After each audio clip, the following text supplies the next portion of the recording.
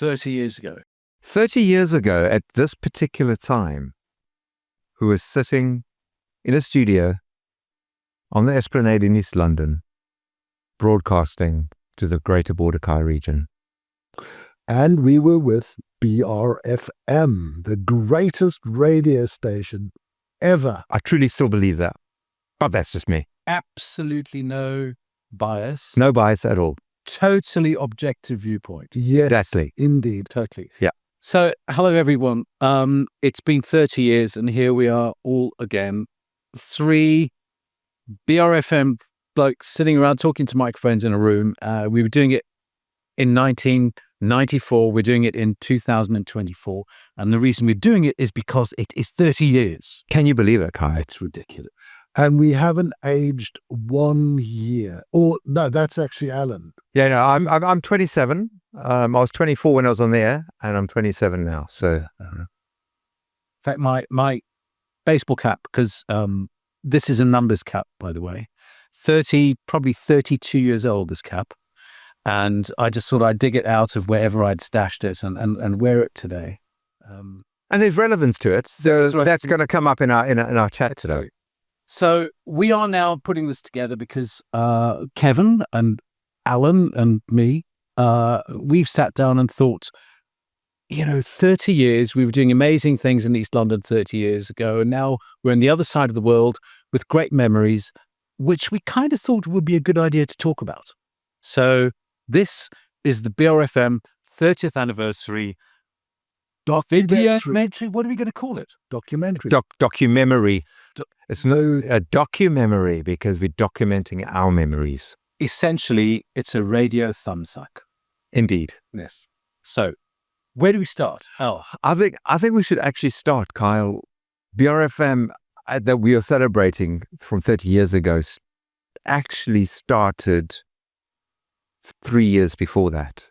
The everything started getting into play, which most people don't know about, and that is actually how you and I first met. But it's when East London Publicity Association pulled you in from Grahamstown. True. Elaborate. I will. Of course, you're putting this together because all of us were part of BRFM in all sorts of different ways. And I started in East London. I got to East London in 1991. I'd moved from Rhodes University where I'd been running the campus radio station. And we just got the license there for Festival FM. And then I got wind of this project at the East London Tourist Association. They got in touch with me and said, we want to kind of set up a radio station because that's what was being talked about a lot. There was a lot of deregulation and, South Africa was changing and the elections were coming up in a few years. So there was a sense all sorts of new things were possible. So the East London Tourist Association said, hey, come help us set us this project, put it together. It's called ELFM, a radio station. So I moved, worked out of the East London Tourist Association office behind City Hall and started working on this ELFM project. So that's what brought me to East London and got me thinking about radio and working with other radio people, though at that time I didn't know it. Yeah, and in fact, Kevin, we're not excluding him. Believe me, he's got lots to tell us. But I haven't got started yet. But that's why, because I know he's got lots to tell us. So came to East London. Yeah. ELFM. You knew the people at East London Publicity. I knew the son and the nephew. I used to ride motorbikes with them, and she told me about this radio thing, and she knew about my love for radio. So I heard about Kyle.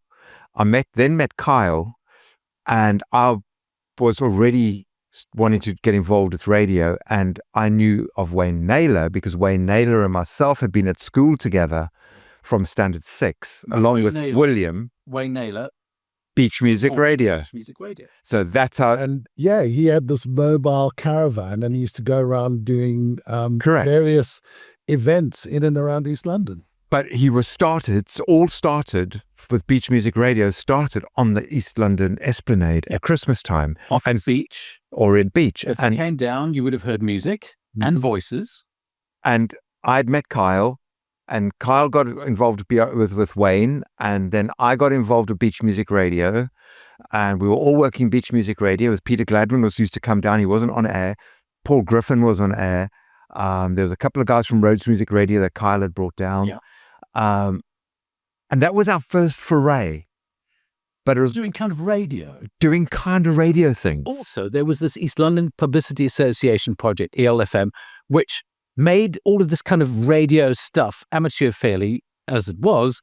There was a professional ambition, and I think that was important. Correct. So that's what brought me to East London. But you guys had been here already. We were being here already. And Kevin, you were put already then, by that point in time, Algoa had caught wind of something.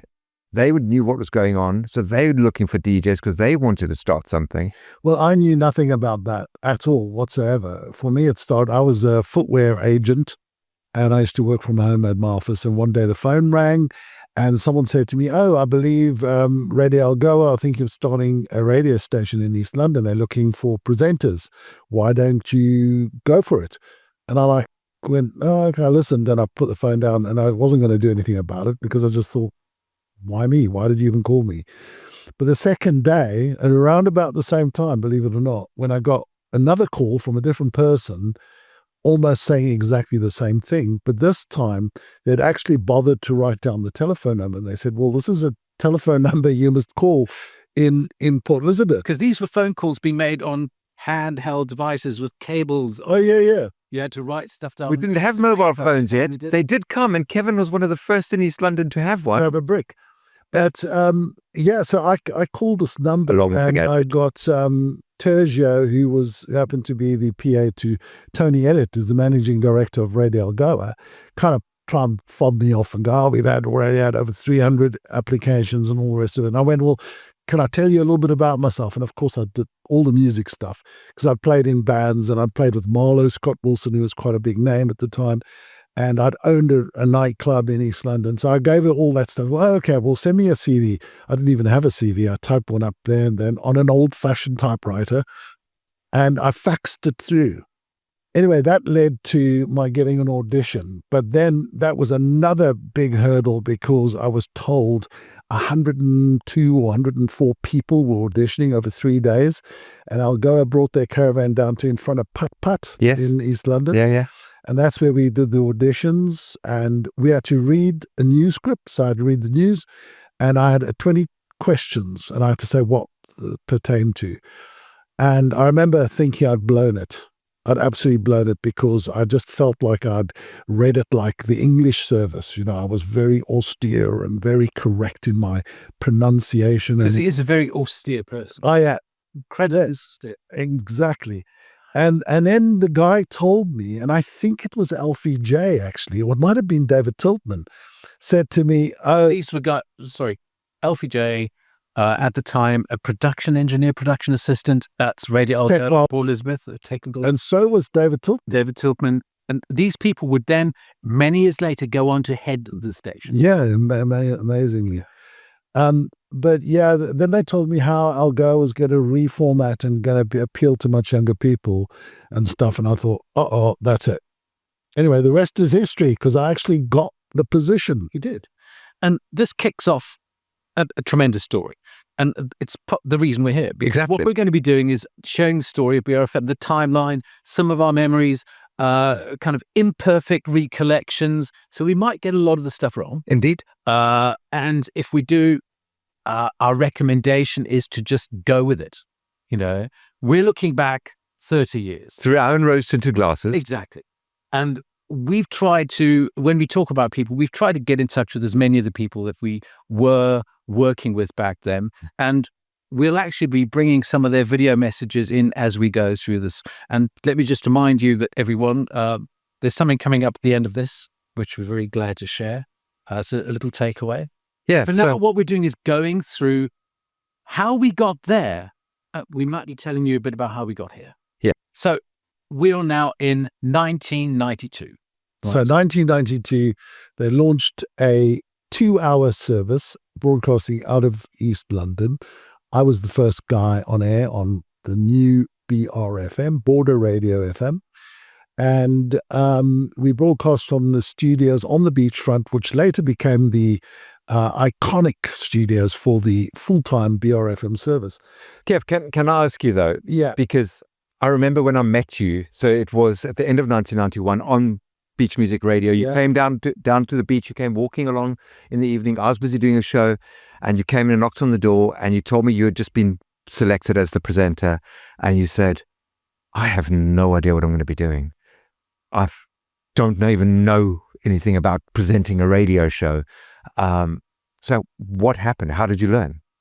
Because you suddenly were on air. Well, on the Friday, finally, they decided they were scheduling 2 hours for me to learn how to do the desk. So I did 1 hour sitting behind the desk. Now, bear in mind, it's like someone getting into a Boeing airplane, right? All you see is knobs and dials in front of you. You don't know. I hadn't had any experience with that stuff. So, I can't even remember how it went. But thankfully, when I got back to East London and when we did launch, I found out that all I had to know what to do was how to open my microphone on the desk, because everything was being done from Port Elizabeth. So in other words, they're playing the music in from Port Elizabeth. It was just my voice coming from East London. So I had tech ops having to sit for 2 hours in another studio in Port Elizabeth, driving me, putting the CDs on and doing all of that kind of stuff, which in some ways was probably a blessing. Incredible. Now, just for context, I think we should just remind people listening nowadays may not know this, but Radio Algoa in Port Elizabeth, which has been commercial, privately owned, independent radio station for years, back in the 90s, that was owned and operated by the SABC, which had the monopoly on broadcasting in South Africa. Correct. So there was no other broadcaster in South Africa. No. There were no private radio stations in South Africa. There were no community radio stations in South Africa. And South Africa hadn't yet gone through its election. So everything was kind of in the air and people would think, things are going to change, right? This is still 2 years before the ANC won the first democratic election. Indeed. So my project, ELFM, which had been kind of introduced when people were expecting radio stations to be permitted, private radio stations to be permitted, then, if you remember the Truth and Reconciliation Commission, all the stuff that's going on, everything kind of slowed right down in South Africa because the political situation was kind of really fraught at that time. So as a result, the ELFM project went nowhere.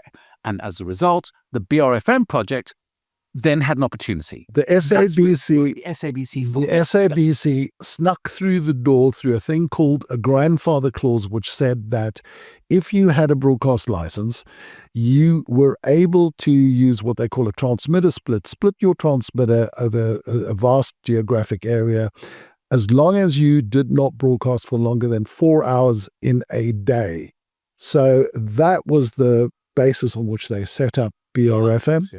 They didn't go for the full 4 hours straight away. They decided to experiment and just do the 2 hour thing, see how it went.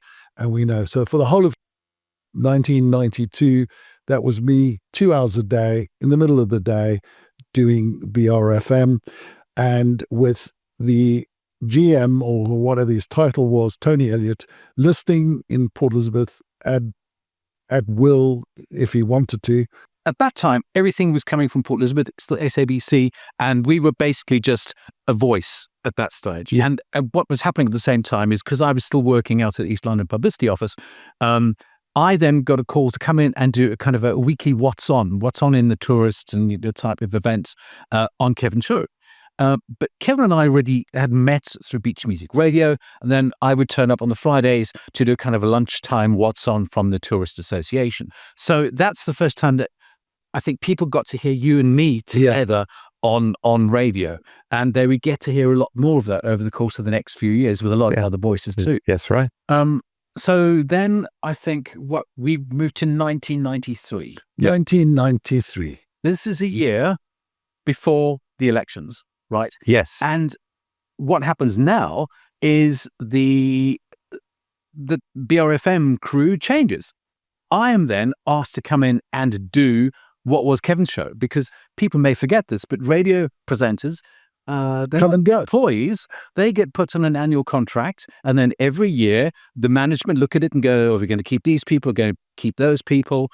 You are temporaries. Yeah. You're temps. But I think also importantly, what happened was they decided that the 2 hours over lunchtime wasn't the best time. So they moved it to a sort of drive time. 4 to 6, yeah. And I think they obviously thought, well, you'd be better at it. So the whole thing swapped around. And I also wonder if it wasn't a thing they were testing other voices.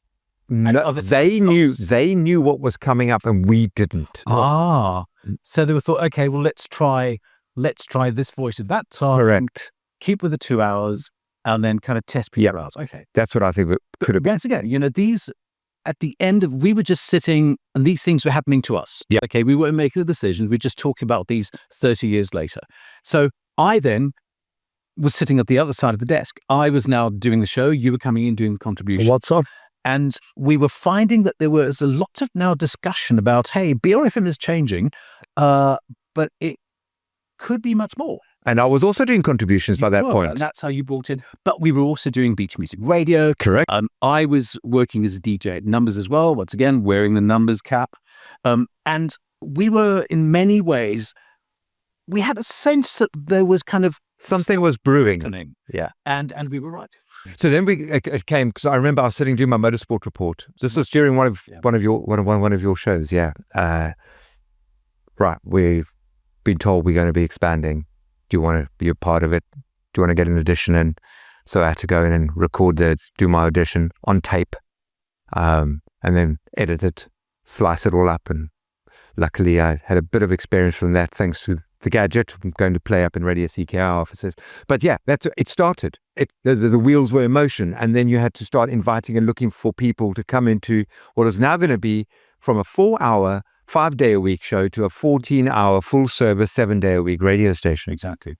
And at that stage, we then had to think, okay, now, who do we know? Because there was definitely this community of kind of radio-interested, radio kind of ready people.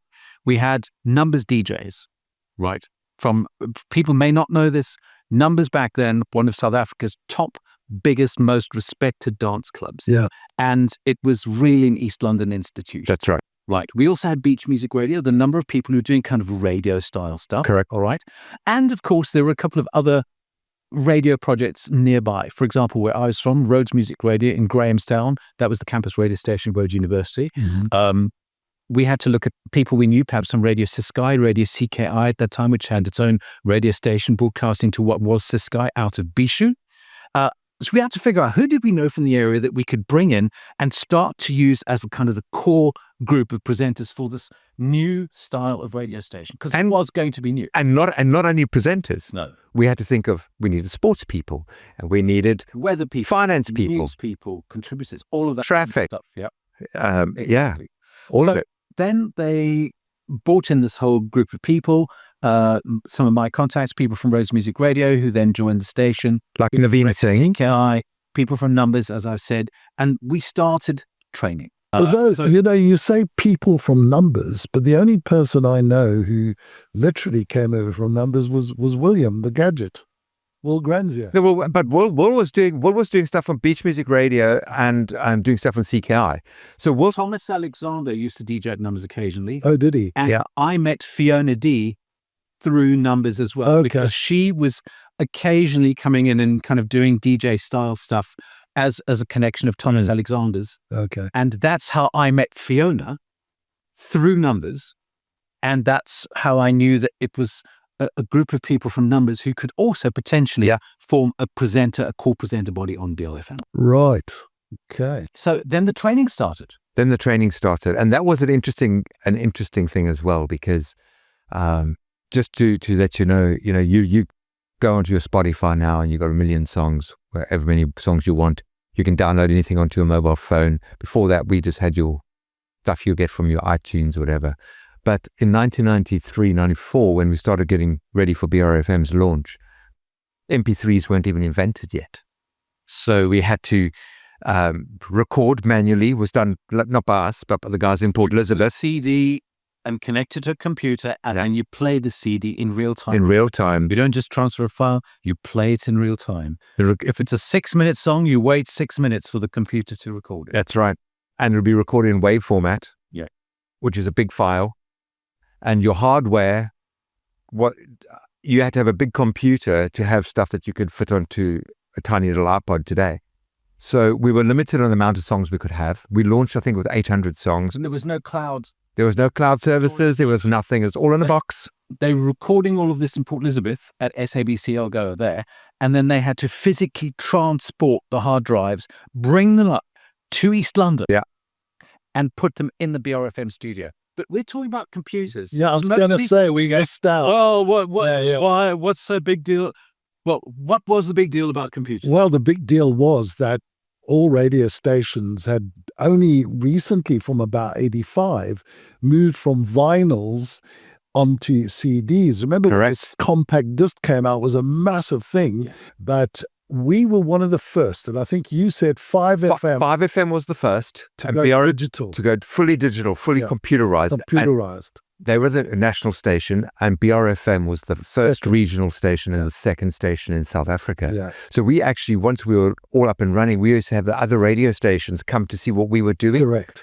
And another thing, a very important thing, because we were in that time of change in South Africa with the Truth and Reconciliation Commission going on, the fact that the ANC elections the first democratic elections were going to happen, we were the very first multicultural radio station in South Africa. Multicultural in listenership, multicultural in music style, multicultural in presentation, in presenters. Exactly. We were the first station that had a mixed package of radio presenters. And even the music we played was reflected in that, because it was a bit of everything. It was. And we kind of blended those formats. And I think it was Kyle who came up with the terminology of what we discussed. Churban. We called it churban music. Yeah. It was a Kylanism. Kind of, churban. Kind of contemporary hit urban type Correct. Yeah. So it was kind of rhythmic adult pop type stuff. And it was something which was fun doing. It was. And then, so we did the training, we went digital, and then what happened? We launched. And we launched with a party at Numbers Dance Club.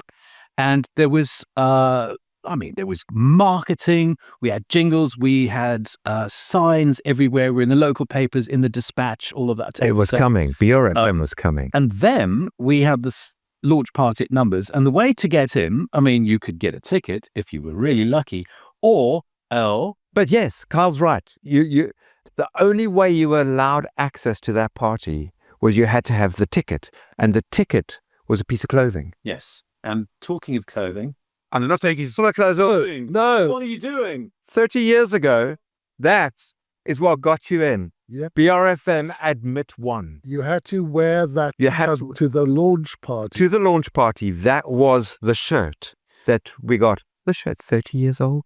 That's quite something. Considering I'm 27. Yeah. Amazing. That's quite something.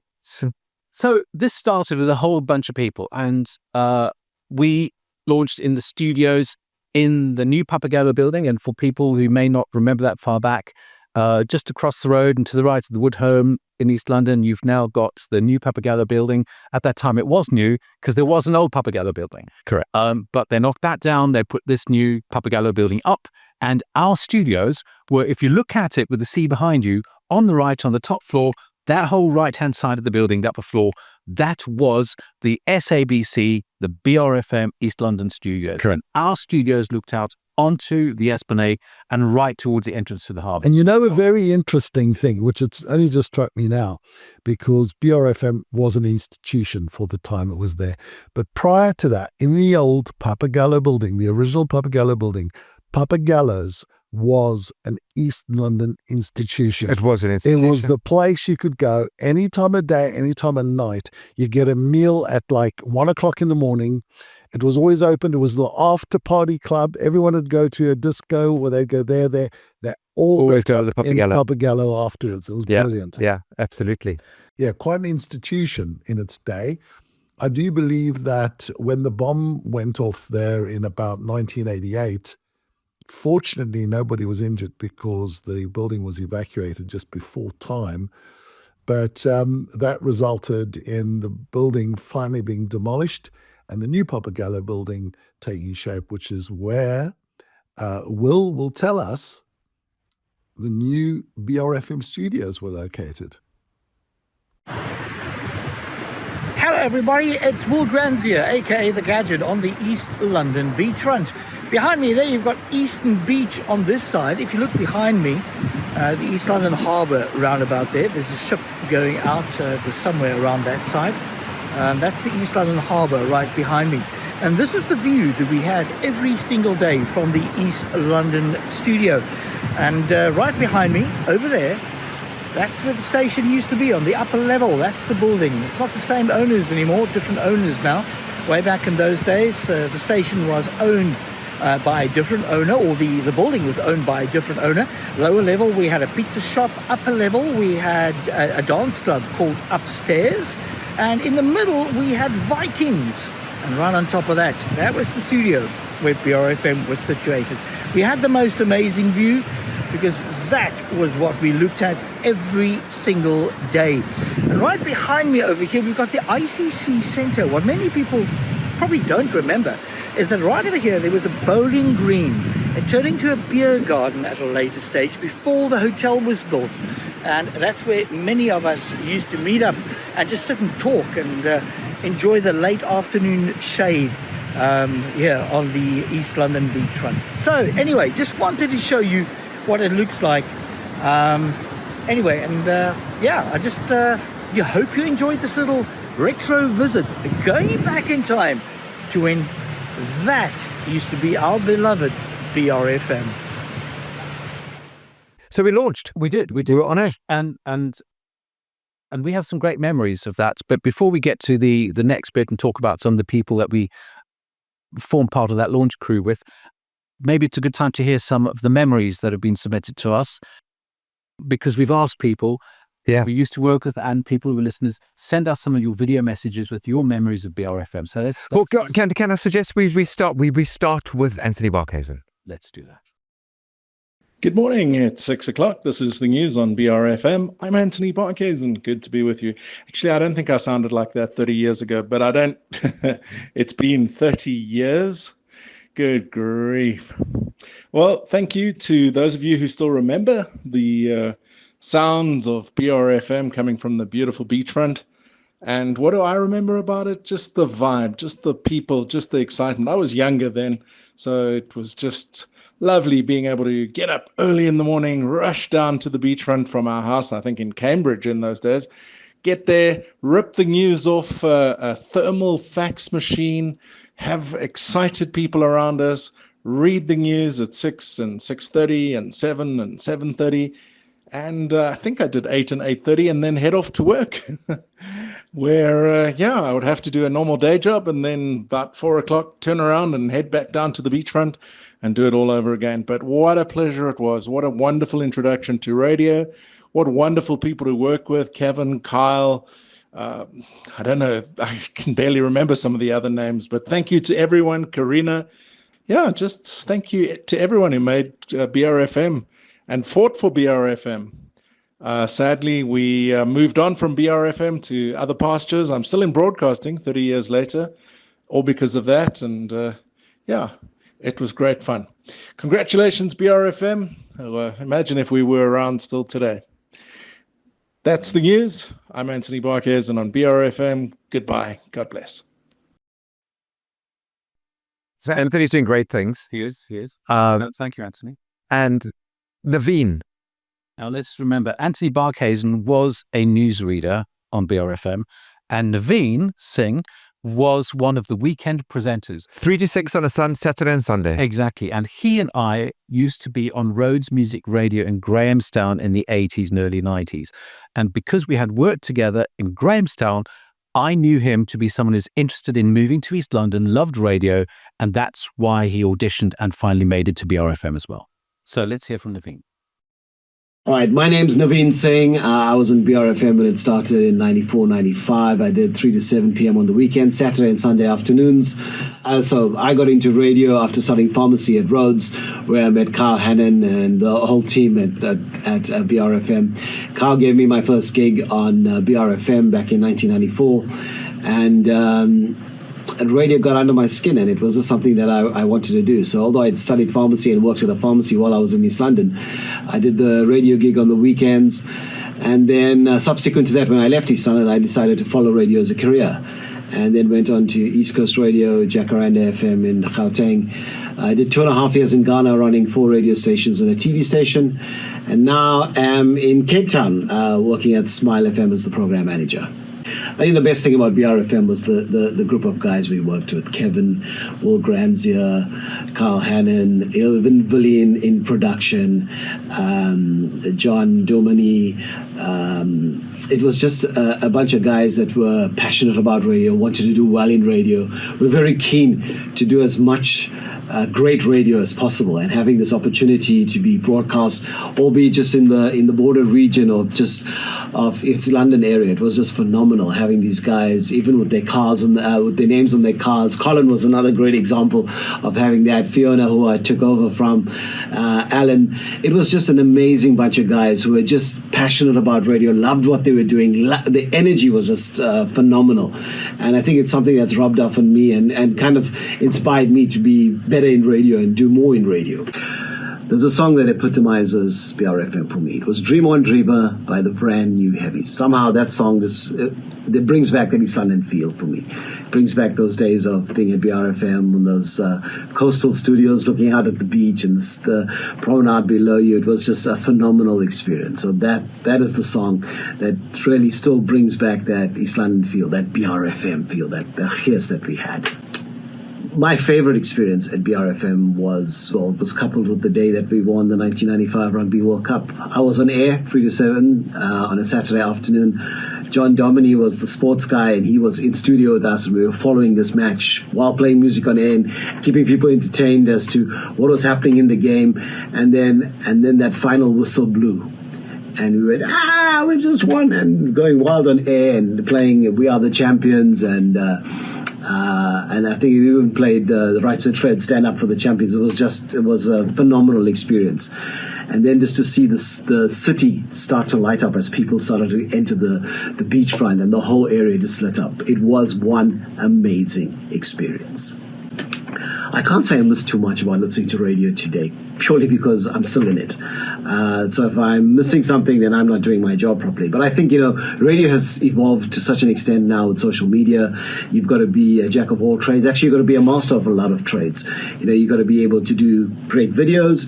You've got to be able to do phenomenal storytelling. You've got to be able to be an influencer, both on and off air. And your lifestyle now is 24 hours a day. I think I miss the fact that there was a little bit more magic of how radio happened and the beauty about that. That's been superseded now by cameras in studio, and people kind of know it's all done on a computer. I think the live mixing was a big thrill for me.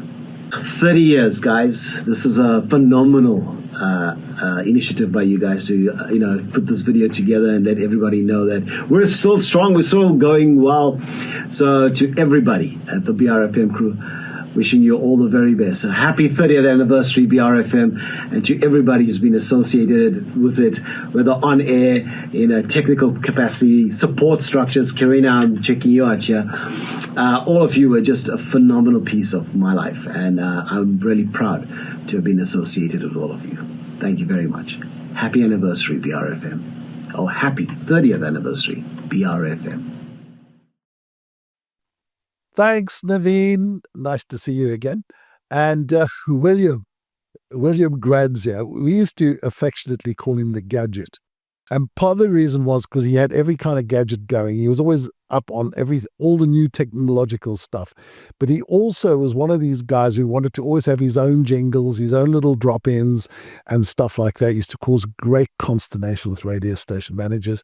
But also he had the fastest fingers in the West. Did. When he used to be hitting the keyboard, this is what his finger would be looking like. Firing his jingles. Exactly. So, Will, what is your fondest memory of the BRFM days? Hello from myself, Will Granzier, aka The Gadget. 50 years, can you believe it? I mean, 30 years. It feels like a lifetime, and it kind of is almost a lifetime. But boy, the memories just live on. And thank you for joining us today as we celebrate BRFM. And boy, People ask me all the time, what do you do? What, are you still involved in media? Do you still do radio?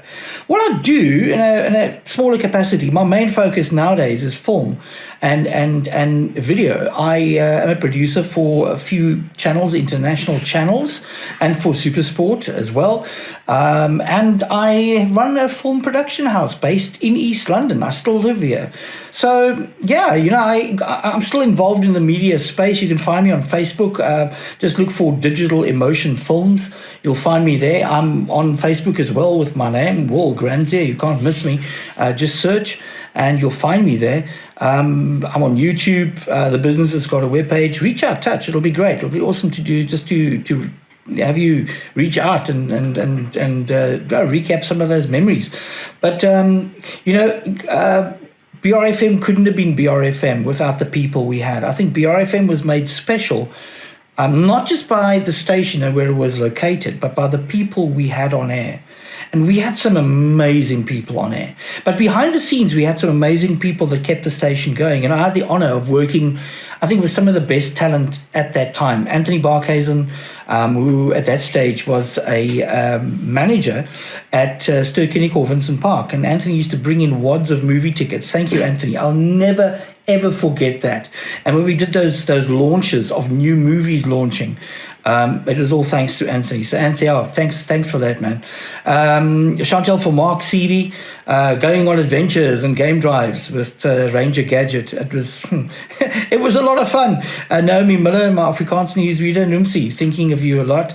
And of course, it just wouldn't be the same without Kate van Westenhagen, who was my newsreader in the afternoon. She came in from time to time and did English news for me. However, I must just say, when you ask about funny moments, Kate was an American. Well, she was an American. She still is an American, but very much American South African now. I see her more as South African, but she still lives in America. She's got a place in Richmond. She was born and bred in Richmond. And Kate used to come in and had a very American accent. And the funniest thing was when Kate used to say to me, she used to take the news script when she comes into the studio and read the news script quite a few times before going on air. And she'd go through the script and she'd look and she'll go, what is this name over here? And it's like a Xhosa name, and my Xhosa is as good as my Russian. So I would kind of go, Kate, I think it's this. No joke. Well, I did do that a few times, but I kind of would give her the interpretation and the correct pronunciation of the name. And I would give it to her phonetically so she could get it as right as she could. But that was always on, because some of those names were like, even I was like, I don't know how to pronounce this. I'm going to have to take a chance on it. But yeah, looking back at the station, just thank you to everybody who contributed to our station and making it such a success. Graham Latergan from Traffic, he would come in on Fridays, every Friday, and we do a traffic report, what's happening on the weekend. And he was such a funny chap. But thank you, Graham. Thank you to everyone who contributed to my show and made it such a success. I couldn't have done it without you. I couldn't have done it without your input. You guys made it. But now, BRFM was based on the East London Esplanade on the beachfront. And if you ask me about a song that made our station special, it has to be the song by Inner Circle. A la la la la long, a la la la la long, lonely long, long, long, come on. That one, yeah. It was a big hit on the Voteline Top 5, but it just kind of, I don't know, it was kind of the stamp of authority on BRFM to me anyway, because it symbolized who we were at the beach, looking at the ocean, the island vibe, almost like feeling like you in Hawaii somewhere or like Jamaica or someplace. But yeah, here we were. We had the best view in radio in South Africa at the time. I think apart from Capital 604, which is on South Beach in Durban. But yeah, we had, I think, the best view in radio. While everybody at Algoa FM or Radio Algoa in those days was stuck in the old SABC building, we had the best view. Indeed, we did. Another song that comes to mind is one by Bon Jovi. And, you might recall the song called Always. Now, that song stayed on the Voteline Top 5 for probably about 6 weeks. It amassed thousands of votes. And it was only dislodged from the Voteline Top 5 by, I swear, it was, yeah. Ah, man, I can't believe it's been 30 years. If you ask me what made the 90s special, especially in East London at that time, I think it was the beachfront. It was the iconic beachfront. The fact that Numbers, the best dance club in South Africa, was based on the beach. And so many of the jocks worked at Numbers. You know, we went and did shows there. And it was just a very special time. You know, when you look back and you look at those memories that were created, they kind of they never go away. Thank you for joining us today and celebrating this amazing day. Happy birthday, BRFM. 30 years. And maybe one day BRFM will be back. You never know. And maybe one day we'll get all of the old names to come back on the station and do it like we used to. Create more memories and just have an awesome time. From myself, Will Granzier, have yourself an amazing Christmas and a blessed New Year. Till I see you again. Right. So that's the gadget. That's the gadget. And we mentioned the lineup. So let's talk about who was on air and who you'd have heard Monday to Friday, Saturday, Sunday. Let's start with the weekends. Weekends. Okay. Well, we can't, unfortunately, with our early morning person. 5 to 9, because we started at 5 in the morning, is the late Colin Taylor. And Colin was something special. Now, while we're talking about them, I'm just going to show me the picture. Yeah, I've got a photograph on the cover of the What's On magazine, which the Publicity Association printed out every month. It was available throughout the city. They were little kind of folded booklets. And we've got the cover of November 1994. Yeah. And I'm just going to zoom in, and there in the picture next to me is Colin. So okay, so Colin had a really, really good following, as in not only listenership and people waking up on a Saturday and Sunday morning with him. I mean, to him, not particularly with him, but he used to regularly come directly from Numbers. Yes. And they used to come from Numbers, and they'd probably finish at Numbers at about 4 o'clock in the morning, 3 in the morning. I used to follow on from Colin at 9 o'clock. And there would be Mad Pete Gunter and Gavin Brindley, and it was Colin, and a lot of the times my sister. And they would be having a party, and they would have had a scottle-braai for breakfast while the sun was coming up on the decking outside the studio. And then Colin would just literally climb through the window into the studio, do his show, play some songs, then get back out. Sometimes they were still on the sauce, but they were never. They were on the balcony. Wait, what a silly person! But I never ever knew what kind of studio I was coming into on a Saturday and Sunday. It was always fun, and Colin is forever missed. Absolutely is. Next stew. Yeah, so it was Colin, and then I used to come on after that. Yeah. Do on a Saturday the top 30. And on this I'm not on this picture. Can I give you another picture to show? Yes, we'll get that in. So I did I would come in on a Saturday, I would do the top 30. Yep. And then on a Sunday, I did backtracking. And then after me on Saturday and Sunday, we had Fiona D. We did. She would come in. Now let's in this picture. And find Fiona. There's Fee.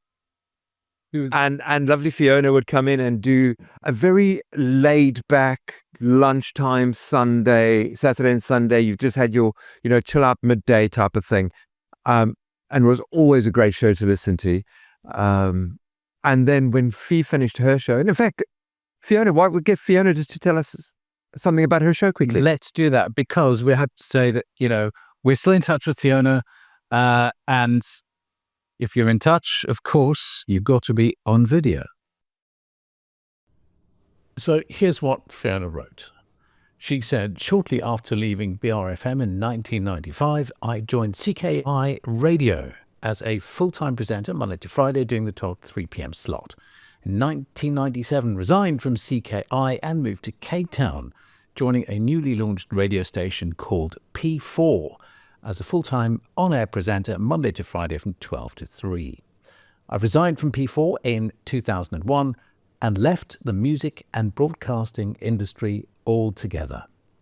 Last year, 2023, I left Cape Town officially, becoming a permanent resident of Portugal, and now reside in Vila Moura, a part of the Algarve in the southern part of Portugal. Thankful that this wonderful platform of connection and communication has brought this joyful blessing of keeping in touch with some of my BRFM family. My well wishes go out to everyone involved, putting this amazing 30-year celebration together, as well as to all who joined this awesome celebration. Happy 30th anniversary, BRFM. May safety and peace be with you all during this festive season and beyond. Thank you for having me in your company. Peace out.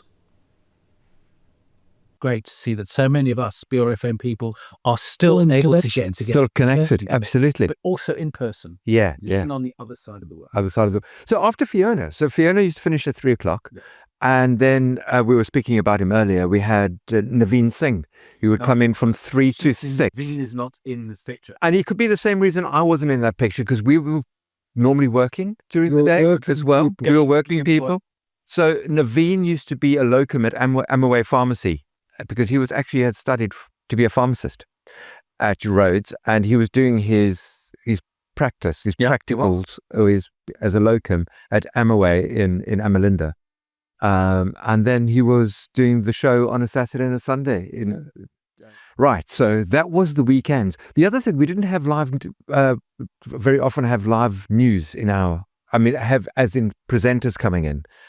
Most of the times our news was from Port Elizabeth. We used to double up the news on that, but we did have other people coming in to the studio, so like our contributors, like for pop news and that kind of thing, coming in on the weekends to help us. Exactly, but things were different during the week. Things were very different during the week, because we would wake up in the morning initially for the first month with Prudence. We would. And let me just find Prudence. There's Prudence. Prudence there. Yeah. So she was involved, and then she stayed involved in the station in small ways, but not very much. She moved to promotions, and Robin Dovey, she came in as the 5 to 6 in the morning. So she did. As the sun was coming up, Robin was already in the studio. It was, and this guys. Oh my. You know what? You'll never change, and this is why you made such a good breakfast jock, because Kyle Hannon, he was your breakfast boy from there he is, look at him, very different, same hairstyle, but very different glasses though. So Kyle was with you from 6 to 9 in the morning. I was. And Kevin Potter, the Morning Magic. And if I can just indicate what Kevin is wearing in this photograph. There we are. Look at that. It's not The same his shirt. I think it's the same. No, definitely this was mine. No. All right, so there's Kev. Yeah.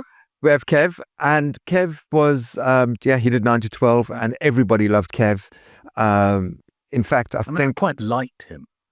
Love is probably a as well. I restrict that to certain people. Yeah, there were a few that loved me. Yeah, and in fact, I think one of the funny things was Kevin's show was a mid-morning show, and if I remember correctly, the Rajar figures, I think they're called Rajars, yeah. The Rajars.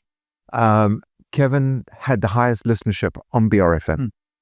And which was unusual, and why I say it was unusual, because it is always normally your drive shows that had your biggest figures, breakfast or afternoon drive, but Kevin's Morning Magic had the biggest listenership, and that was because he did the gotchas, because he was charismatic, because he used to interview people that were really relevant to our community. And he was kind of an East London.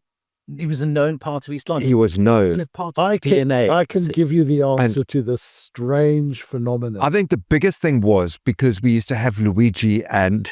No. It's a simple answer, and it's an absolute Tell us the truth. My show was very feature-driven. The Morning Magic was completely feature-driven. So whether it was gotcha, it was a talk segment, whether it was the on this day? Trolley chase, whatever it was very featured. And of course, I didn't know it, but that's what people loved. And they absolutely loved They it. did, yeah. And then Kevin finished, and at 12 o'clock in came Crazy Gadge.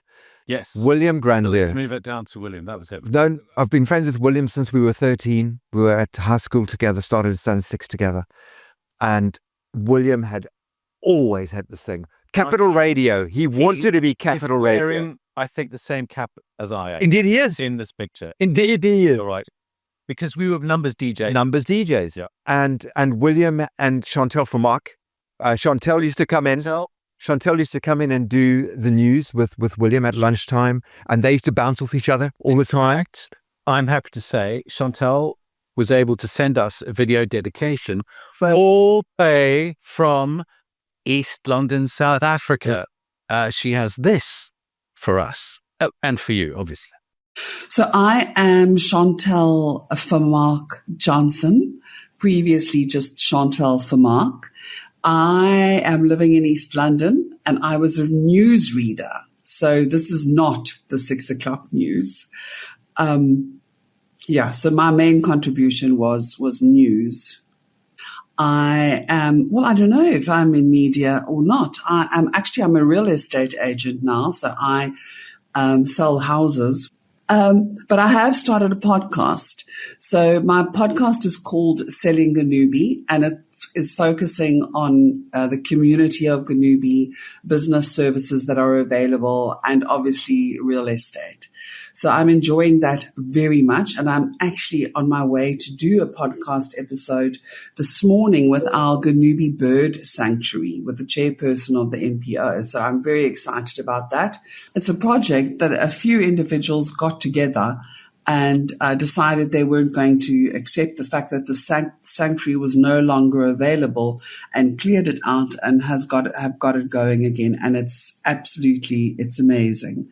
So as to the rest of my professional career, I ended up in the corporate sector as an HR manager, and was there for a number of years. Always have been in sales, owned my own business recruiting staff.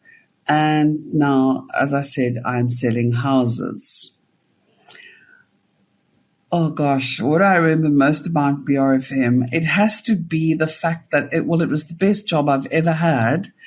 It was just amazing. The whole vibe was amazing. I mean, we were so young, and we were just having fun, and it was really, really great.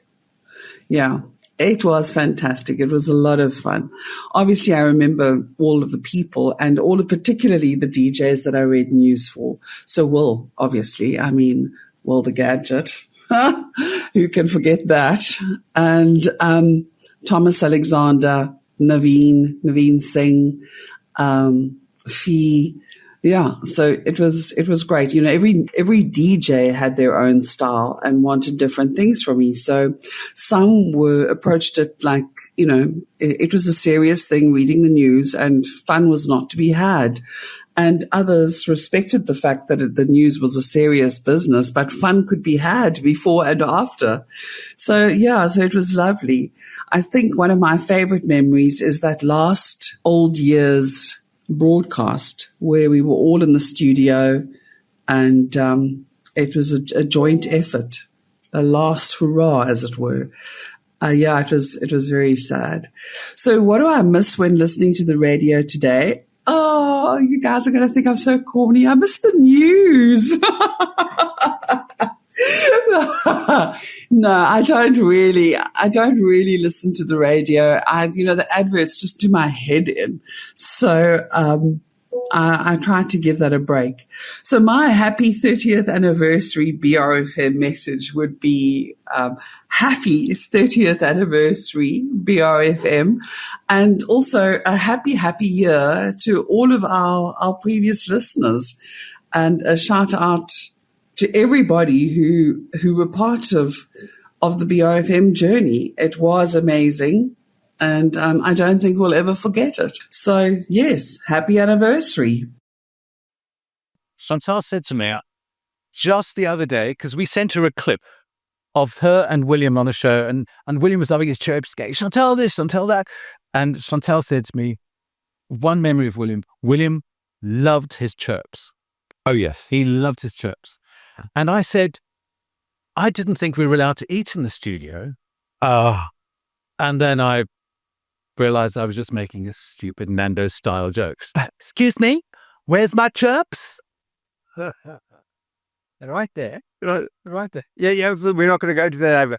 So we had Chantel, but we also had the legendary Anthony Barcade. We did. Now there, I mean, he's always been a bit of a shy guy. Yeah, he's always hidden away behind. It's kind of weird because he's actually a big bloke. He is, and he is a man of towering stature in more than one industry. Because when we first met Anthony, he was the manager of Sturkinickle at the Vincent Park Centre. Yeah, indeed. And he's a great example of someone whose career in one field was once touched by radio. Went in that direction. Absolutely, because he went from doing the news on BRFM, he then got involved with Link FM, ended up managing Link FM after Kevin left, which we'll get to at a later stage. Then he went off to TWR, where he still is. Trinity, Transworld Radio? Transworld Radio, Which is a global network. It's a global network. Which he manages. Christian Broadcasting, I believe. Yeah. Yes, it's amazing. And in fact, one of the other people that we had on air, which was a regular, was, as somebody said the other day when I had it on one of our Facebook posts, is that Uncle John Dominy? Yes, it was. Uncle John Dominy was our stalwart sportsman, and he kept us all up to date with what was going on as far as sport is concerned. And of course, he also had John Dominy Agencies, which was a famous agency in East London, doing sports gear and that kind of thing. But Uncle John Dominy. And for anyone watching in the UK, it is a South African phenomenon to call people uncle when they're not actually your uncle, and to call people auntie when they're not actually your auntie. Yeah. So he wasn't actually Alan's uncle. No. He was just a person. Just want to interject here quickly. I've actually had some updates on Uncle John Dominy. Unfortunately, Uncle John also passed away a couple of years ago, so he's no longer with us. All right, so those are some of the contributors. Can I add an extra contributor on there? Because, and I'm going to say this, because you used to do your finance news. Okay, yes. Paul Leonard. And you had Paul Leonard. Paul Leonard used to do Money Talk. Money Talks. With you. National Finance Brokers with Gavin Ramsey. And I think Gavin Ramsey did it with William, but now I'm trying to think about it. I think it might have actually been in the 4-hour session. Yeah, it's very possible. But he's going to do a recording. Oh, I'm going to break in, and seeing we're talking about Paul Leonard, why don't we have Paul Leonard talking about Paul Leonard? Hi, everybody. I'm Paul Leonard, and I got involved in BRFM when Kevin Potter thought that I had a good enough voice for radio adverts, and I started doing 30-second radio spots or adverts on BRFM.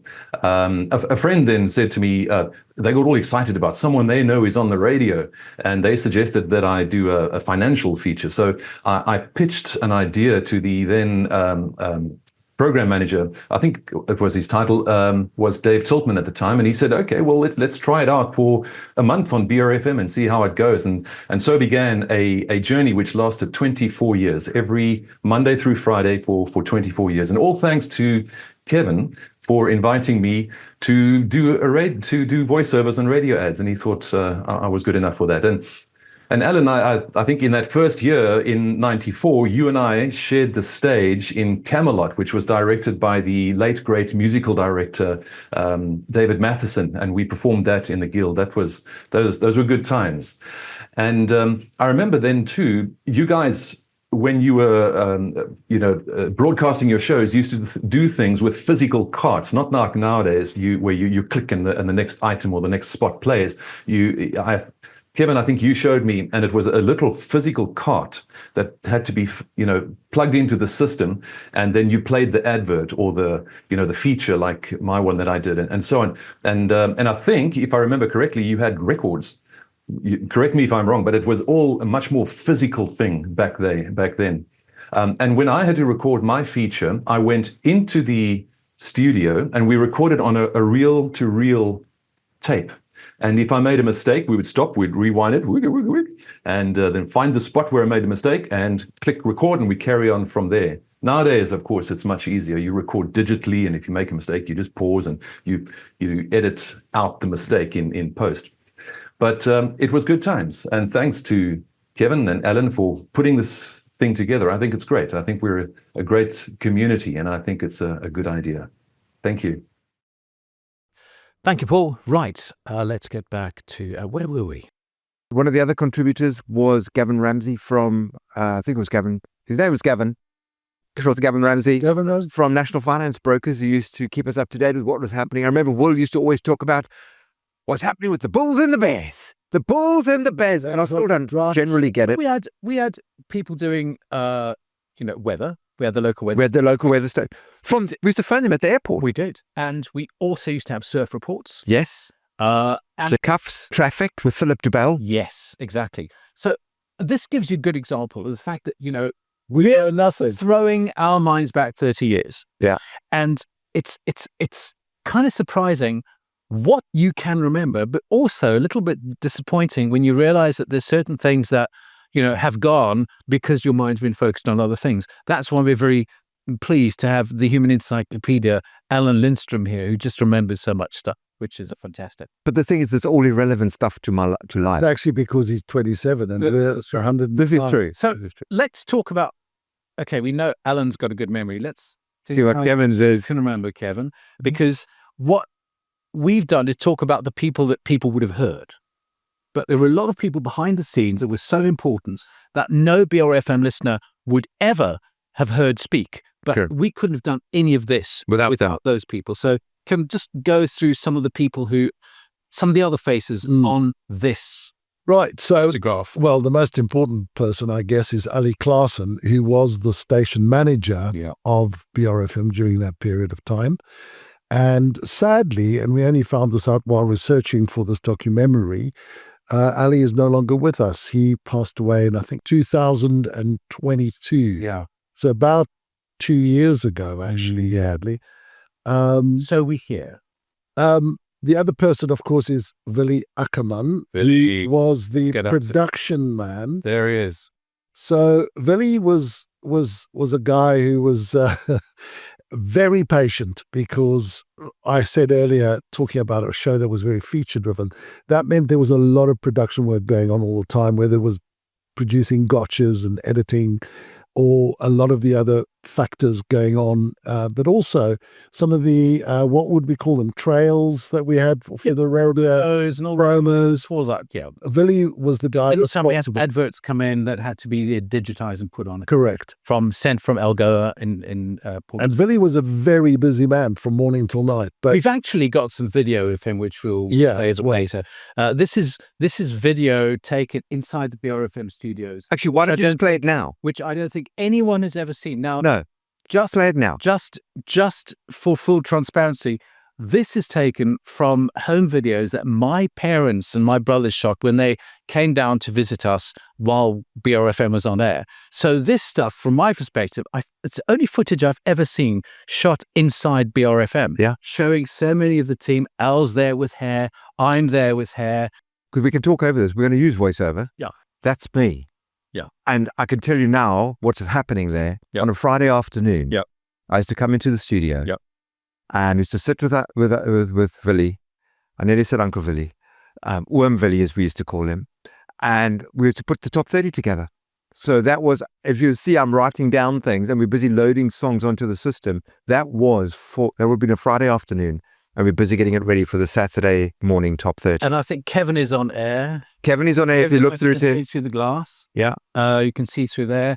You'll also see there's footage. This is me sitting in my office where I used to compile the music and prepare the playlist every day, load it into the computers so that all the music was chosen and all the license terms complied with. Because, of course, we had to make sure that every song we played paid its share of royalties to Correct. artists. So that's just. But yeah, so that was our production. That's That it. was our production studio. And one other person we've not yet met here, that is Karina. So are you taking away Kevin's thing of doing his No, thing? I'm just saying that is Karina. Are you taking away? Showing off her wedding ring. Anyway, let's get back. All right. Let's go back to the other people. Some things that Do the Karina thing. Now you're there with Karina, so about Karina, and there's one other person that you saw briefly. Tessa Ben. Exactly. Tessa Ben was like the receptionist, telephonist, Girl Friday for the radio station. And Karina was officially the secretary to Ali Claassen. She was Ali Claassen's PA. She was the person who would generally do the SABC admin. Yeah. Whereas the BRFM admin. the BRFM. Whereas I think Tessa was more the office manager. She did more kind of the general SABC stuff. Because remember, we also used to share. We did have the SABC TV news guys there, and, so she used to work on that. They too. were all. And by this time, Prudence had moved over and was now promotions managing director. She was. What was the telephone number, Kevin? Call in now. No idea. 089 430 6677. I don't know. Oh, yeah. Yeah, now, one of the people not in this photograph is one of our news team, the reader of our Afrikaans bulletins, Naomi Miller, and she is, bizarrely, actually currently in the UK, where she is visiting family for the Christmas break, and we were able to get in touch with her, and she sent us this lovely message and just updating us on what she's been up to. She's been doing some incredible, world-leading things. She really has. But here's Naomi. Well, it's almost the end of 2024, and I am currently sitting in a forest in the UK, only for December though, and it's about, I would say, 4 degrees, so far removed from even the coldest winter in East London. I'm now living in the Western Cape, and reflecting on my time as a newsreader at BRFM, then a newly launched radio station, I think I'm reminded of the excitement and joy of being part of something so fresh and full of potential. From the adrenaline rush of breaking news to the laughs shared in the studio, it was for me more than just a job. It was a privilege to be a voice on air. So I'll always cherish the thrill of being part of something new and meaningful. They say great things often have humble beginnings, but with time, dedication and vision, they can evolve into something extraordinary and grow into vital parts of a community. That's what I think happened with BRFM. I wish you all the best and many, many, many more years. So another ex-BRFM voice updating us on what's been happening in her life since her time as part of our radio team 30 years ago. Naomi Miller there. So now what we have done is we have looked at the what's on. We've shown you the faces behind the voices of many of the people that you would have been listening to on BRFM during that year, but also, and it's been our privilege to remind people about the behind the scenes people, the admin, the production people, the people that made the operation tick. And also would have to be there most of the day, where we can just turn in 3 or 4 hours and then go home again, which was nice. So, well, yeah. But Carl, can I bounce back to something? I mean, you said, can we would turn in for a couple of hours and then go home. The fact was that none of us ever really did want to go home. We always wanted to be in the studio, because the studio there was an electric energy in that. There wasn't no loose wires. There was an electric energy that was just extraordinary. There was something that was happening in that studio, and the message and what we were doing through BRFM, that was heaven and absolutely electric. That was Kevin and the plot. That's the plot. We were actually, I'll tell you the story. No, you won't. No? No, you won't. No, we shan't. You won't. We should just let that percolate. We'll let that percolate. Pardon the expression. So yeah, it was something special that we had Plant then. did not survive. No, it didn't. It went from a lovely shade of green to a very horrible yellow. This is very true. Anyway, we had a special station, and we always wanted to be there and be amongst each other and do what we were doing. We also started so well. It did start so well, but we also, other things that, which we really need to remember is the people that we got to meet through the station, the people that came in to get interviewed.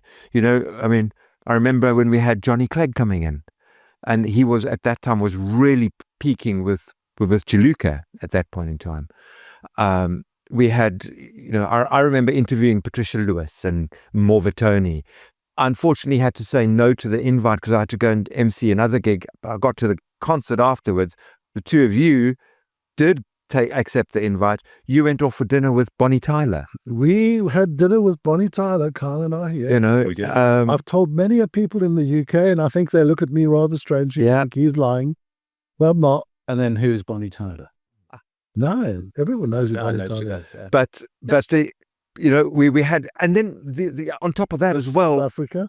We had Miss South Africa coming in, which there's some photographs of all you. the people we interviewed by telephone in other countries, Yeah. pop stars, musicians, Yes. all sorts of people. So that allowed us to connect our listeners in East London locally, Wider world. like We weren't, listening to somebody from 5FM or SABC. we weren't parochial. Radio, We were very. RSG. It was happening. Right It was there. being captured. It was being delivered by people who were from there for people who were Absolutely. And then we did another thing that none of the other local community, the local regional stations did, is we actually encouraged local musicians to send us their music. And we playlisted some of that. One of those people was Kerry Hiles. Kerry Hiles. Funny you should mention that name, Al. Kerry, what do you remember?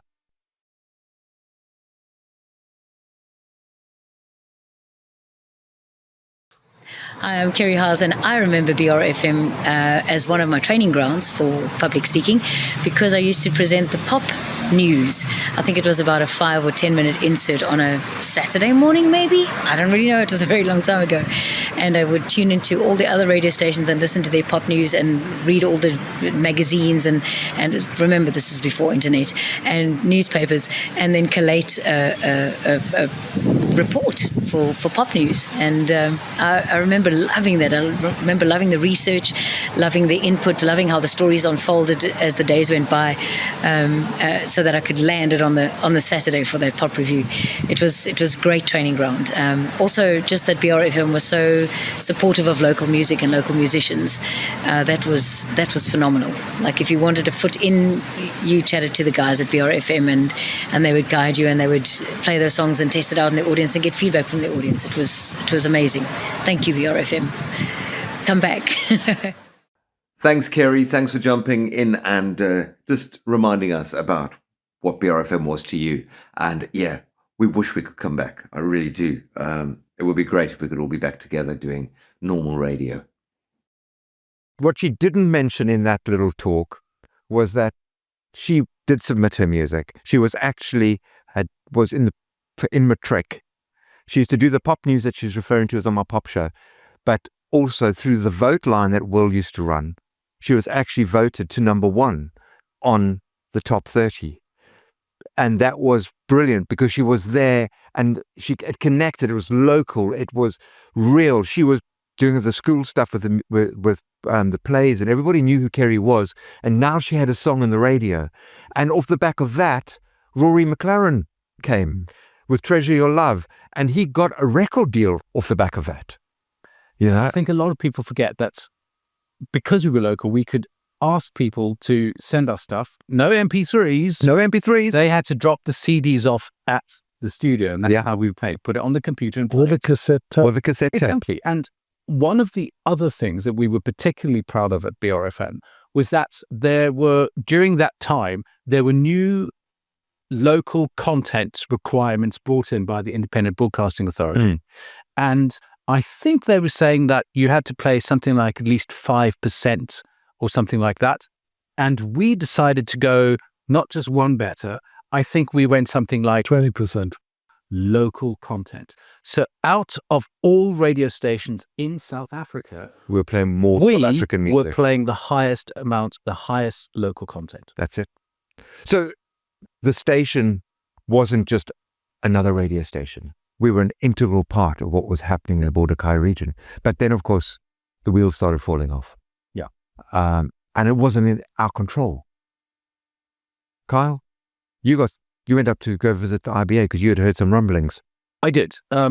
What happened was we heard that the Independent Broadcasting Authority, which existed at the time, that was responsible for regulating all broadcasters. And bear in mind, this was at a time when new broadcasters, this is now post the 1994 elections, now deregulation was finally starting to happen. And many people were wanting to open new private radio stations. And of course, we then heard that there were a couple of rumblings about BRFM, and the IBA was unhappy with the fact that BRFM was broadcasting for all these hours every day when they really apparently shouldn't. Yeah. So we were a bit worried about this. So I went up to the SABC in Auckland Park, and I spoke to someone that I'd been dealing with a couple of years beforehand, and this was the chief executive of the SABC, and it was assured, I got the assurances that no jobs would be lost. We didn't have anything to worry about.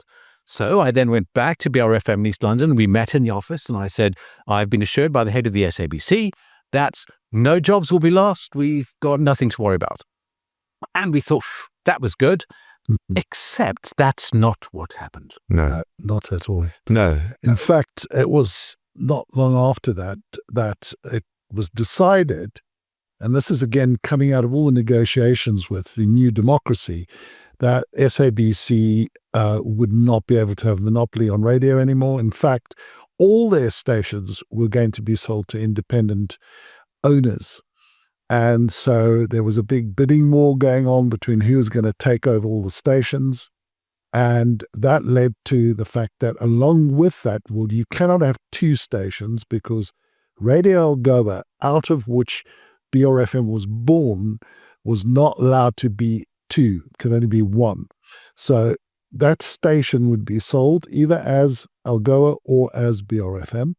Algoa then made sure it wasn't them, and of course they had closer connections to the higher up authorities, And they were much bigger. They'd been and they around were for much bigger, longer. and their But geographical broadcast area was bigger. you say Algoa decided it was going to be them that stayed and not us because of the connection. But remember, we didn't go down without fighting. No. We didn't go without No, fighting. not at all. So if I can just jump in there quickly, well, I'm going to just jump in there quickly. Carla got back on the Friday and told us all of this news. So we decided, right, we're not going without a fight. So we decided we're going to create a whole lot of PR stuff, a lot of promotional stuff, and come up with a whole strategy to try and save BRFM. Got a bottle of schnapps. We took that to the studio. We sat in the production studio the whole night, and we recorded all these promos to try and get people to react and invite people to submit letters of support for us and everything. And Auntie Rose Fenter, she was the mother of what we call the mother of BRFM. She got involved, Carl. Yeah, a legendary listener, and there were so many. So obviously, what are the chances that we can do something like this without hearing from Auntie Rose?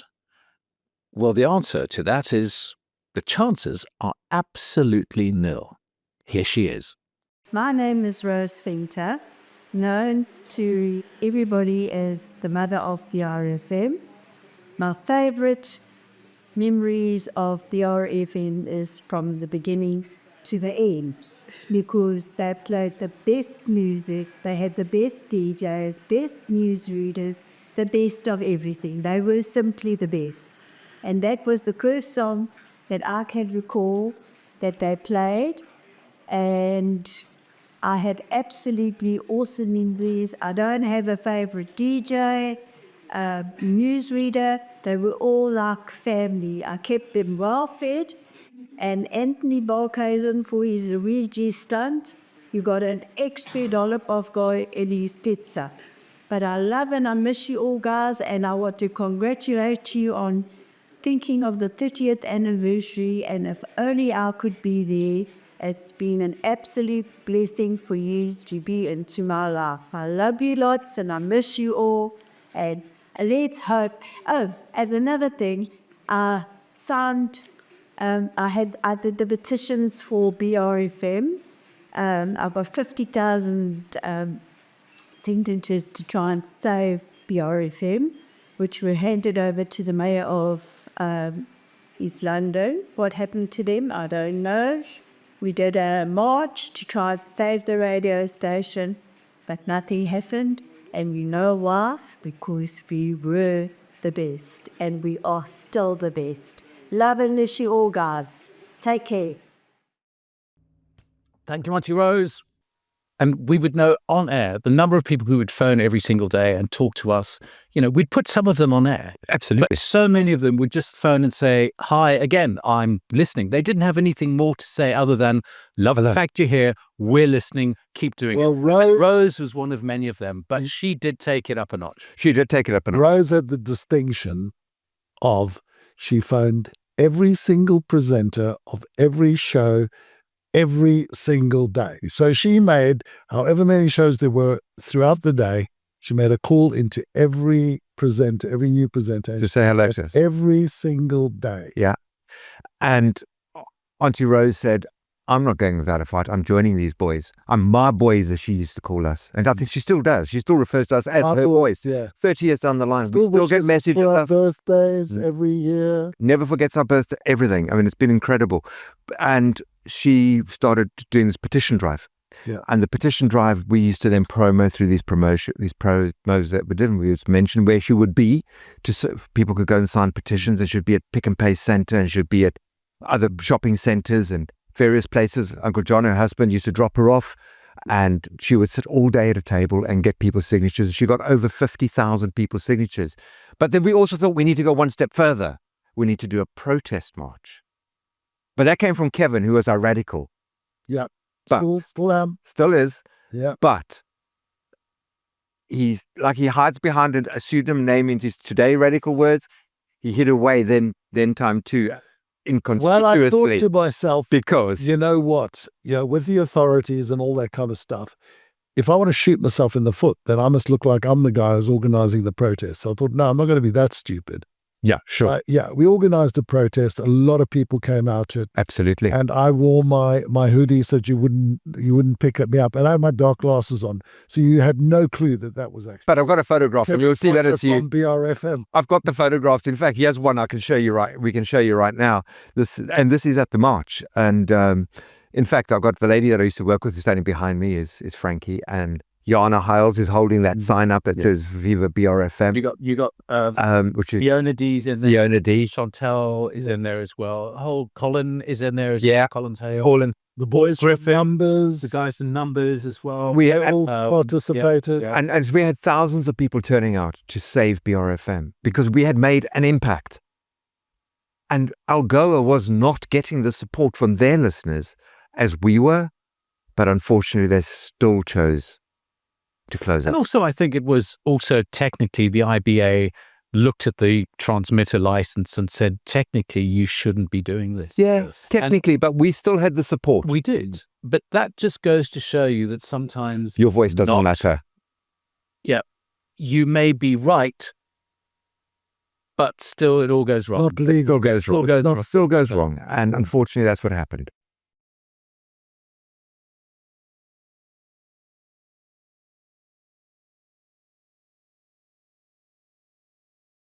So the next person we're going to hear from is a lovely lady who always smiled. She was always happy.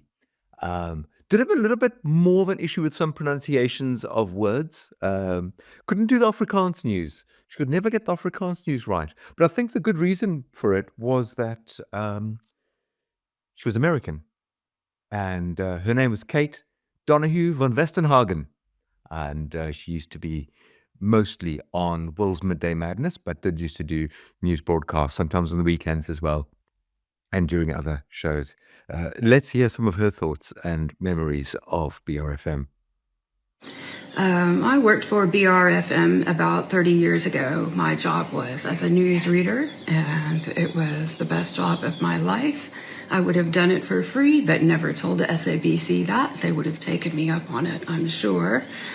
I enjoyed working with all the different presenters at the radio station. In particular, Will Granzier was my favorite, the gadget. But all of the presenters were very welcoming and helpful.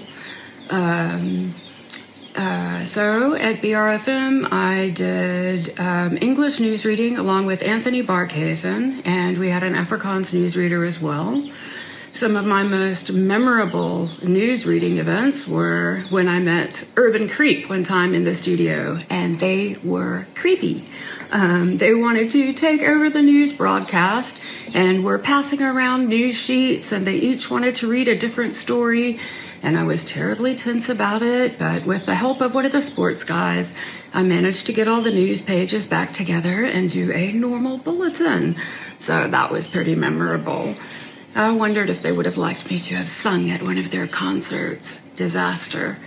I also was able to meet a lot of people that were very interesting, especially the Miss South Africas. I got to meet the first Indian Miss South Africa, Krishni Naiker, I think was her name, and also the first colored Miss South Africa. She came to the studio twice, and I forget her name, but I really did meet a lot of interesting people and had a great time working there. Driving to the beachfront in the morning from Ganubi was one of my favorite times of the day because it was so peaceful on the way out there, and just a beautiful way to start the day. My favorite memory of all with my fellow staff members was when everybody came to my wedding and celebrated with me when I got married to my husband, Gertz. And that was fantastic. Also, the Rugby World Cup was held in South Africa for the first time since apartheid, in any case. And the final was held just as I was delaying a news broadcast so that it wouldn't be interrupted. And then Mandela came out onto the field, and everybody in the studio was just cheering, and the whole town was going mad. It was wonderful. After working at BRFM, I was offered another job as a radio newsreader, but I would have been working in Bishu, and they didn't want me to commute between East London and Bishu. I would have had to have moved there, so I didn't take that job. I started off in life as studying fine art at the University of Georgia, and I've continued in a non-professional capacity, painting and decorating and really expressing myself through that. I didn't have another career apart from just that my last job was working at BRFM. But my husband and I have run a successful chain of supermarkets, etc. And as for what I'm doing now, my husband retired, and we moved to America 10 years ago. At the moment, we are traveling the world, and we live about 30% of the time in South Africa. We've kept our house here. It was great to be back in touch with all of you guys. I hope you are living your best lives and really have a fantastic rest of your lives. There we go. Kate Donahue van Westenhagen. And now we're going to 1996, right? We're in 1996. We are. Yes. Because BRFM closed in winter 1995. Correct. And so what happened then? Because winter is the middle of 1995. Yes. Well, we reverted back to the 4-hour transmitter split thing, except I was doing 2 to 4 and William the Gadget was doing 4 to 6. And that went on for another year for me before I was lured over to Link FM to go and help set up the first community radio station in East London.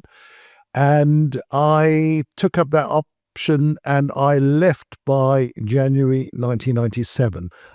So I went across to Link FM as well, and so did Anthony Barkhuizen, who was the newsreader. He came on to Link FM.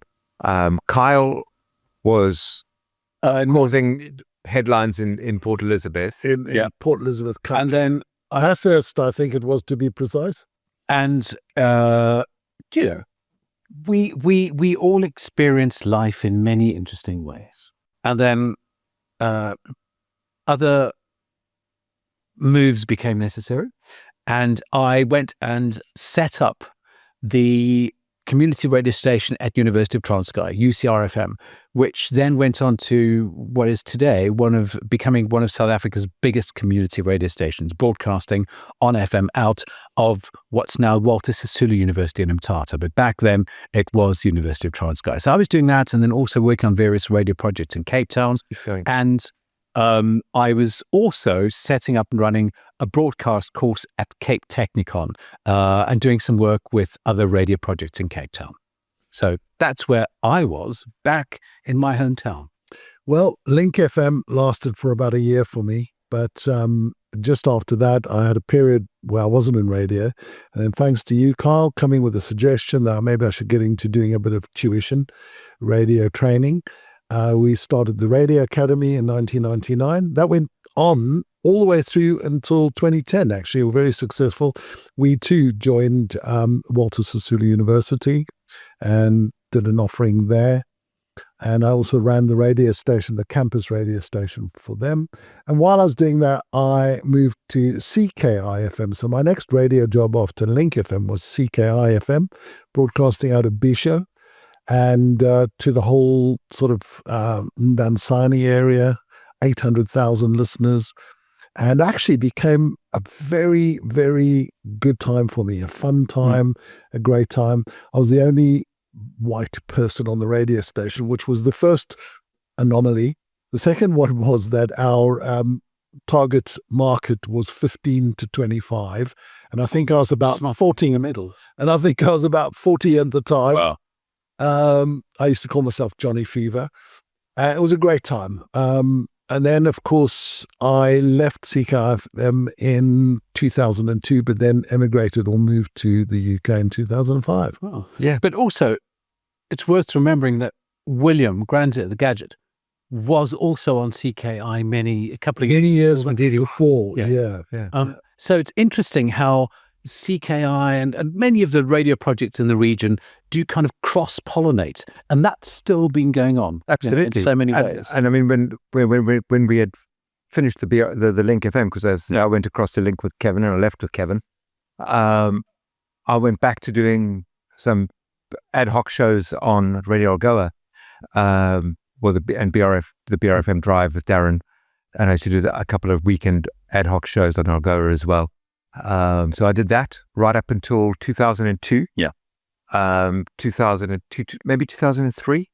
And then in 2005, I moved over to the UK as well.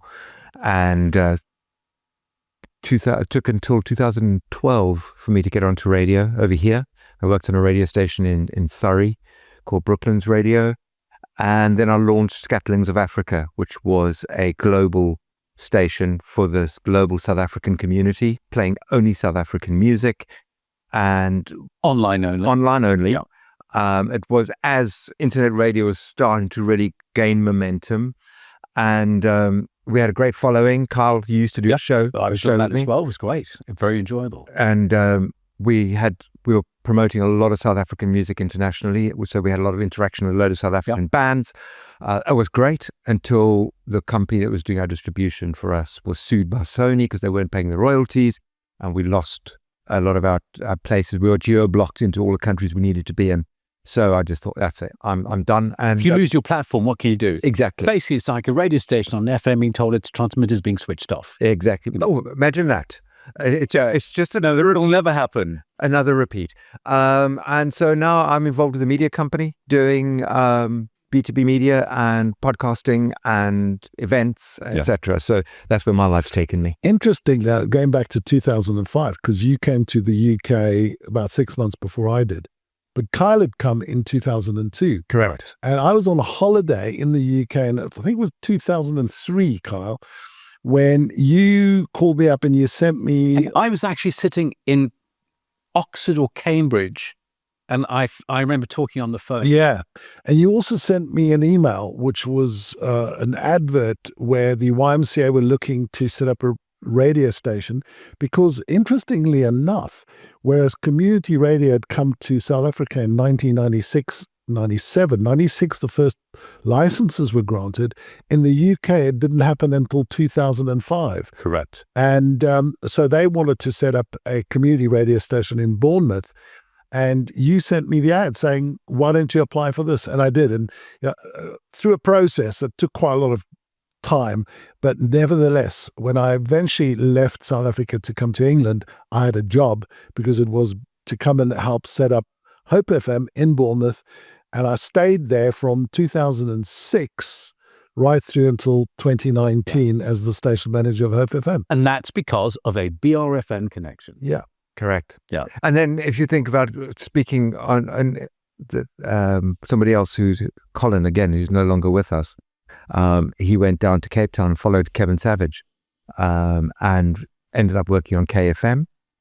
So yeah, and looking at many of the presenters, Fiona D, for example, who used to be afternoons and the weekends on BRFM, she then moved to Cape Town. I'd connected her with people that I'd been doing some work with in Cape Town, setting up a jazz radio station there called P4. And I put them in touch with her, recommended her because I knew her from BRFM, and she ended up getting a job on Radio P4 in Cape Town and worked there for years. Yeah. And of course, we got Anthony, which we mentioned earlier, and he, as he said, he's working for Transworld Radio. Right. And, he's doing a global radio thing. We've all kind of still stayed in the game. But not only that, and this is nothing, I mean, I think sometimes, they talk about your, what's the word I'm looking for? When you pass on the baton to the next generation. Legacy. The legacy, that's the word I was looking for. Yeah. The legacy through all of us in different ways. And it gives me no greater pride than when I look today and see how many of the people we trained at the Radio Academy in East London are working on radio. I'm talking about national radio stations and regional stations, what used to be known as Radio Xhosa. People on there, people in television that we trained in the Radio Academy at Walter Sisulu University. I think it's true of you, Kyle. You mentioned the guy from Jeff Malloy, who I helped train him at Unitro, Radio Unitro, UCR-FM in 1996. From a small village outside of Mthatha, he went on ultimately years later to join Radio Algoa.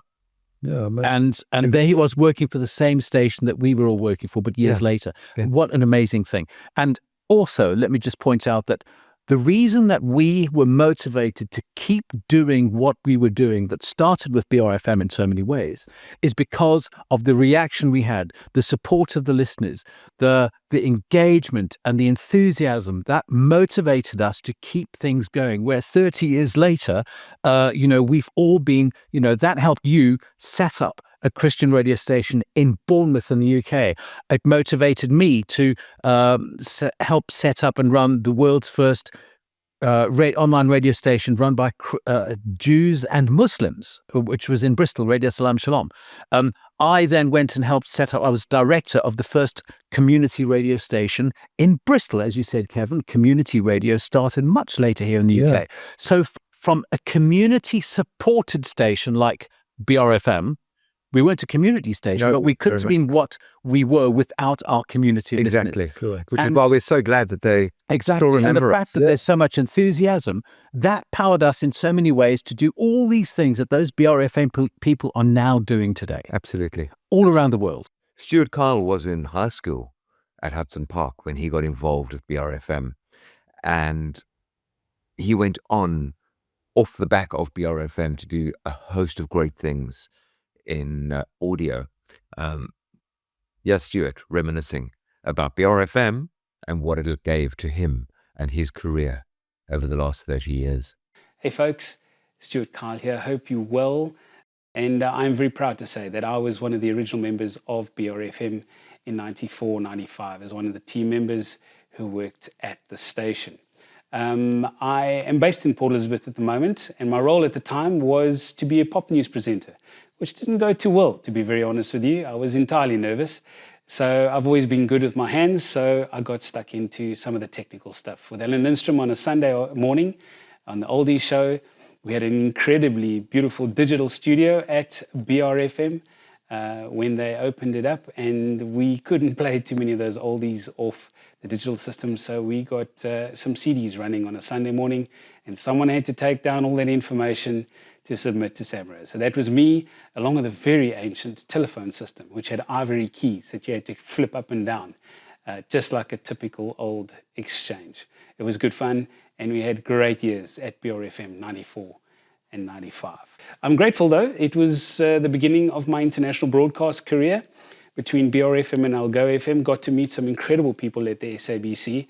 I stayed in radio, but all the way through my career until 1999, doing my electrical engineering in Port Elizabeth, finished that, and got a opportunity to go to London to study audio engineering in London, and I did that as such, but also got to hook up with a company called Autograph Sound, which was one of the big companies doing integration on the West End, and so I got to mix some West End shows as well as work with some incredible engineers on some of the biggest shows that have ever been on the West End. I have forged some incredible relationships that have allowed me to go internationally.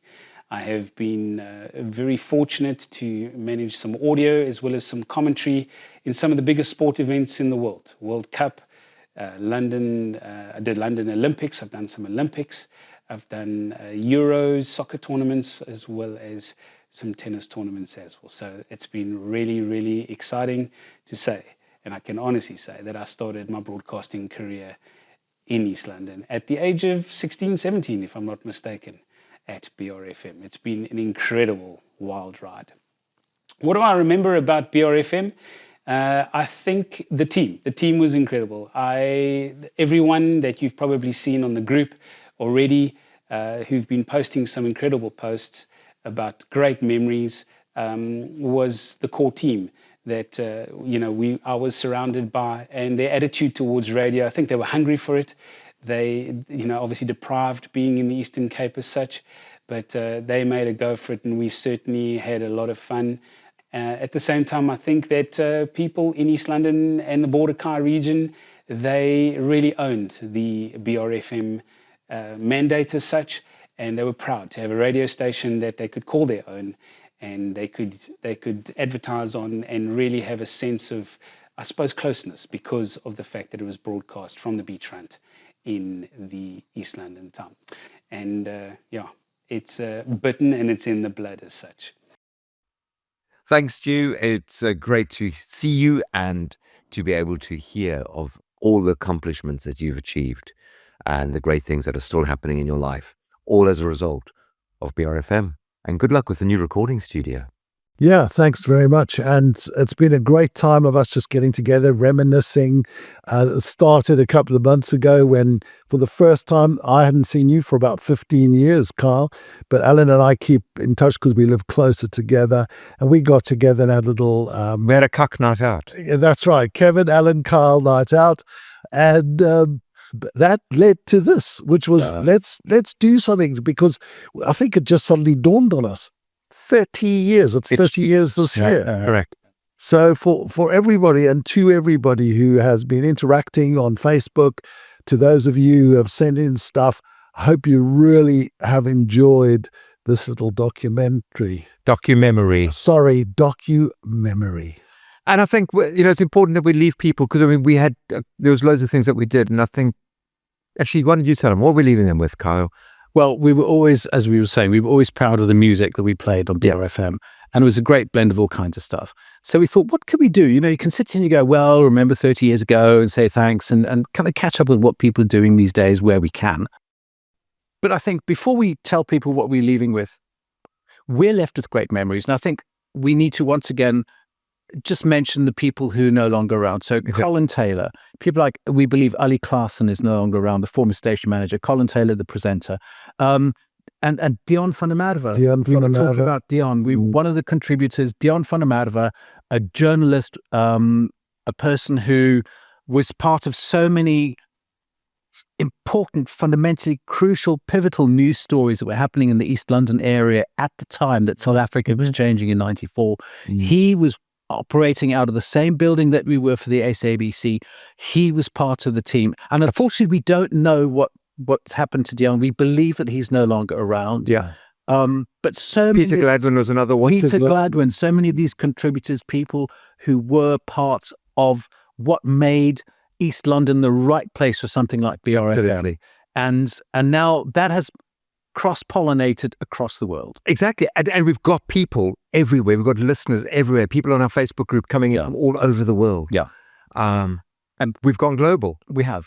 And, Once again. and talking about a global platform, our transmitters may have been switched off 30 years ago, but we've got other ways of putting out the sounds. Spotify. So what we're leaving you with is we've put together a BRFM 30th anniversary musical playlist because we're so proud of being able to give people music that they found just meant something at the time. Would I lie to you if I told you that Charles and Eddie were on the playlists in 94 and 95 while BRFM was hitting the airwaves? Of course not. That and many more fantastic tracks that we were playing on the radio station in 94 and 95 can be found on Spotify.